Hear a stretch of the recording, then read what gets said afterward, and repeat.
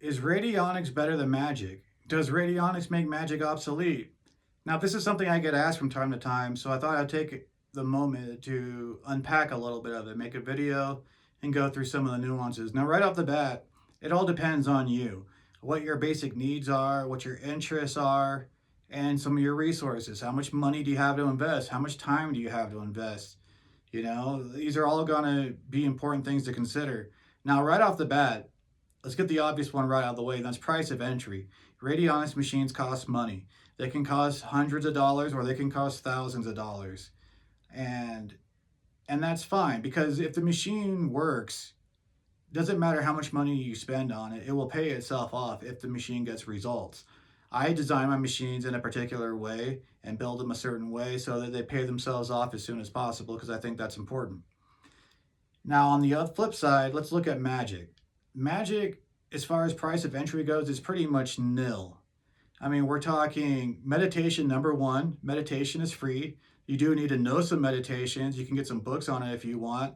I always recommend Basic Psychic Development by John Friedlander to get started with meditation. And that's something that's going to take you really far in your spiritual journey. Whether you do radionics, whether you do magic, whether you're an energy healer, it doesn't matter. It doesn't matter at all. Basic Psychic Development is the main thing to focus on. Now, like I said, meditation's free. And let's look at some of the materials for magic. Now, there are fancy materials you can have: chalice, wands, daggers, swords, all different kinds of stuff.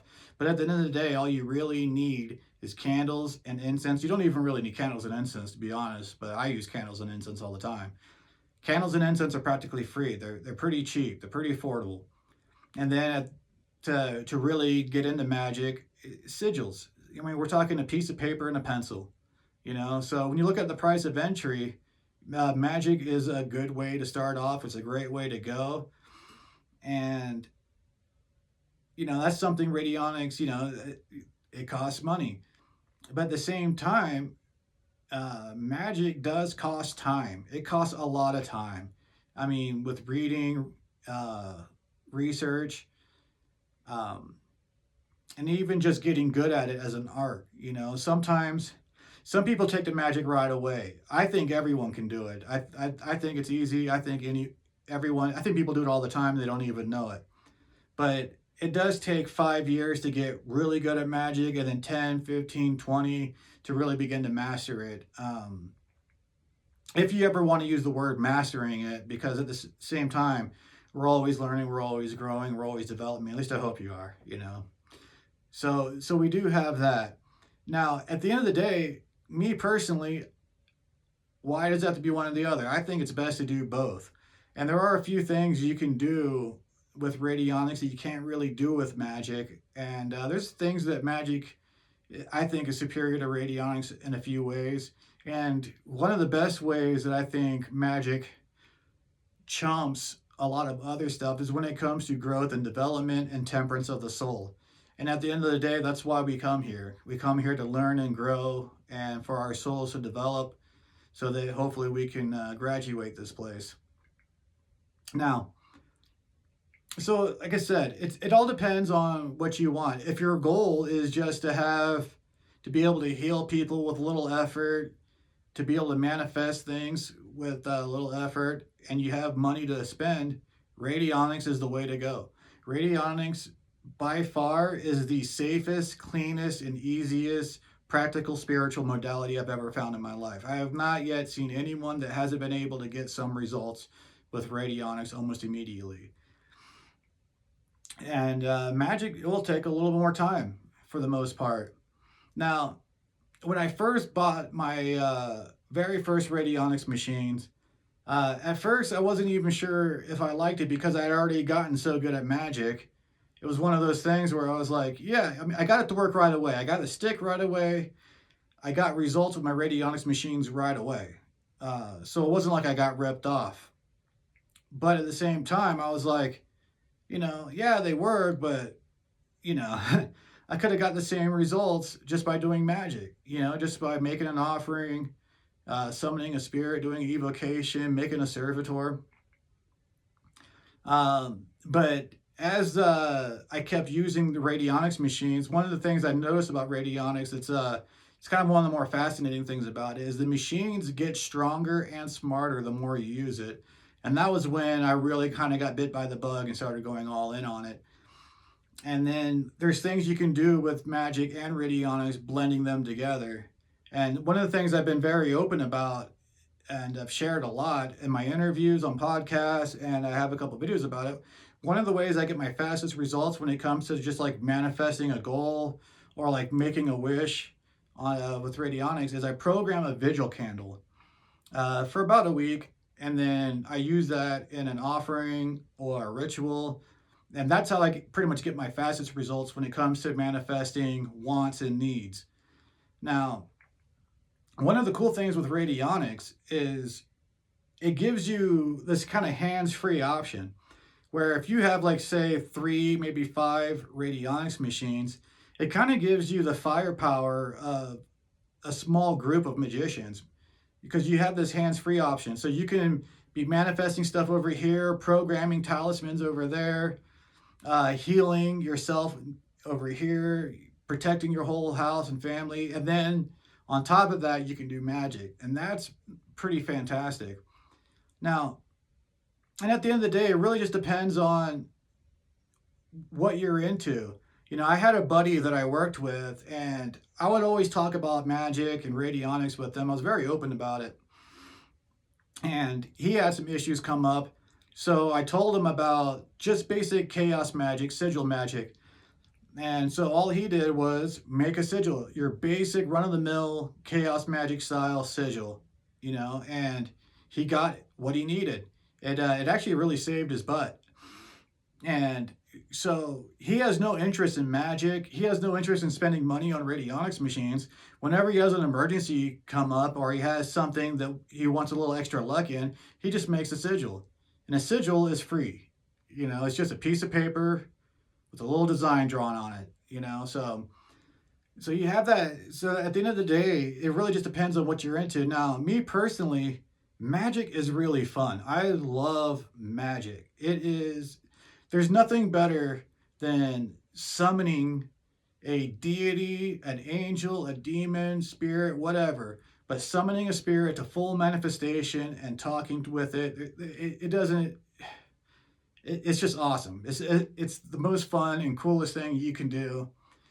And then there's this growth and evolution of the soul with it, you know, this growth and development. And that's really going to help you. So let's say you did get into radionics, you know, if you're good at magic, you're going to get great results with radionics. You're going to get far better results than someone who's never touched the stuff, you know, far better right off the bat. Now, there's a few things that you can do with magic and radionics together. So I went ahead and mentioned servitors when I was talking about when I first bought my first machine and how I could have gotten all the same results with a servitor. Now, to those of you guys who aren't familiar with magic, a servitor is an artificial spirit. It's basically a thought form. It's like a psychic robot. It's just a spirit that you create to accomplish some type of goal, and you can make them for anything. But one thing that's really fascinating is you can take a servitor and then you can sort of program it or splice or transfer attributes and qualities from other sources straight to that. And that's one far out thing you can do with radionics and magic together. You can make some really powerful servitors and then you can splice them. You know, you can make a servitor, let's say you play drums. You can make a servitor to help you get better at drums and then splice it with your favorite drummers or guitar, or if you're an actor, you know, it doesn't matter. I mean, you can splice attributes from really powerful spirits, you know, into that servitor, so it's better at protection, so it's better at accomplishing whatever it was designed to do. Now, another thing that I've noticed about radionics is spiritual attack. Now, when you're under attack from magic, I feel like radionics is better at neutralizing a magical attack than magic is at neutralizing a radionics attack. So it's one of those things where if you've ever been under attack by someone who does radionics or someone who does magic, you're going to want both. You're going to want a couple of radionics machines, and you're going to want to use magic and set up some wards and all of that, servitors for protection. It's a whole thing. But that's one thing I did notice is it seems like radionics will work better to neutralize a curse thrown by magic or witchcraft than magic will neutralize a radionics attack. So right there, radionics does have its need and its purpose. And then the healing aspect, you can use radionics for healing. People have gotten insane results, just crazy results with it. So yeah, at the end of the day, like I said, it all depends on who you are as a person, what you need. And if you are interested in radionics, I definitely recommend getting a few of them, a few machines, and be careful because it's a slippery slope. I look like a crazy person now, but and but at the same time, I still think everyone should do magic because magic, like I said, it's fun to astral project. It's fun to do distance healing and energy healing on people. It's fun to summon spirits. One of my favorite things to do is to go out in nature and make an offering to the local spirits, and that's an amazing way to connect with nature and your surroundings, in your neighborhood, in your community, whatever nature you have near you, even just your backyard. That's one of my favorite things to do. Astral projection, I've been going out of body since I was a little kid, since as old as I can remember, like 2 or 3 or whatever. And that's all fun too. That's the one thing that I'll say about magic is it's it's just really fun to me. But you might be different. Like a lot of people don't have the patience to dedicate themselves to read books, to get good at it, and for those, I mean, radionics is the crock pot of metaphysics. You just set it and forget it. You just dial a ray and you're good. Now, there's also a few things, I'll probably make some videos of this on the future, where when you do work with spirits, you can make a thought form, have that spirit help you make a thought form and incorporate that spirit into the thought form and then supercharge it with radionics. And that's amazing. Another thing that I've talked about the radionics machines is when you connect 3 machines together for protection, what people call like a hunter-killer system, where you have the 3 boxes daisy chained to each other, all connected. The first one's a battery. I usually use like a picture of the sun. Sometimes I'll use a picture of the sun and a magic square for like Saturn and Mars. And then for the middle machine, it's going to be dialed to look for any potential threat before it happens. And the last one is just going to be set to neutralize any potential threat before it happens. Now, what I did for mine was I made servitors for it, and then I spliced them with other spirits, attributes from those spirits. Got great results. And one of the great things about that is not everyone can afford 3 machines. And if you do have 3 machines, eventually you're going to want to repurpose them and use them for something else. It's not just for protection. So one thing I like about the hunter-killer with the servitors is you can repurpose your radionics machines and still be protected. So at the end of the day, yeah, you want both. You want to do both, There are some things radionics does that is super powerful, and magic can't quite do the same thing. You can basically do the same thing. There's a lot of crazy stuff you can do with magic, and I haven't found a way to really get the same profoundness out of radionics. So at the end of the day, it just depends on you as a person, what you want, and again, both is the best.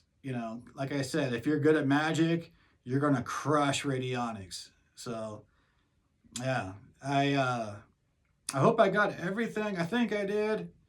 I wish you all the best on your magical journeys, and I wish you all just the best. Take care. Oh, one thing I would like to add, that there is a thing when it comes to radionics, and when you can get these kind of crazy results without the growth and development that you get from magic, you do kind of run the risk of getting kind of drunk with power. You might find yourself being a like covert narcissist who's a psychopath who wages war on people for no reason out of fear of being exposed. So you do have that. So the growth and development is really important, but not everyone has, not everyone needs as much growth and development as others. So there's also that. But at the end of the day, we all come here to learn. We all come here to grow. And magic and radionics, amazing tools to level the playing field and hopefully graduate this place and find out what's next. Take care, guys.